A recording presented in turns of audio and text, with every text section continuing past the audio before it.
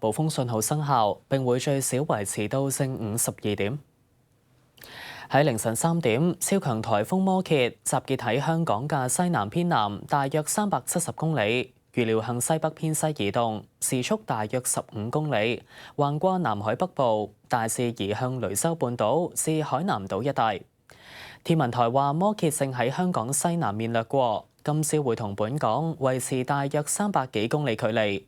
預料8號烈風或暴風信號會最少維持到正午12點。同超強颱風摩羯相關嘅烈風區正影響本港，高地間中達暴風程度。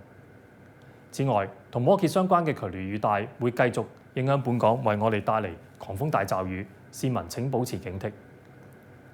海面有非常大浪同埋湧浪，市民應該遠離岸邊同埋停止所有嘅水上活動。天氣方面，預測今日吹強風至烈風程度嘅東至東北風，離岸同埋高地間中達暴風程度，漸轉吹東南風。稍後風勢會減弱，多雲，有狂風驟雨同埋雷暴，雨勢有時頗大。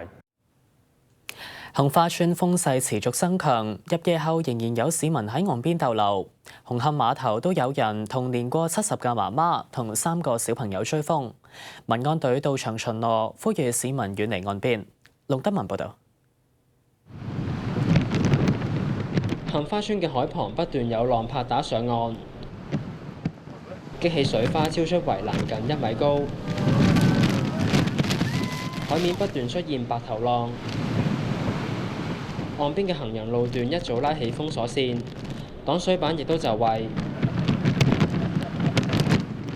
岸邊嘅樹木被吹到不停搖晃，樹枝全部都側埋一邊。民安隊嘅人員戴上頭盔、手持揚聲器等，到岸邊巡邏。係啊，麻煩出返去啦，唔該，呢度危險啊！現場都有唔少市民專程嚟追風。涼快，跟住咧個口入咗一啲海水，覺得有啲略帶鹹味，好興奮啊！因為可以親身感受到大自然。冇諗過啲海水都會撥埋過嚟咯，所以一定係勁大風，我相信先至會可以撥到過嚟啊，係咯。同埋企喺度都會驚，即係驚隨時俾風吹啊，所以我哋一定要撳住個欄杆同埋捉實個女。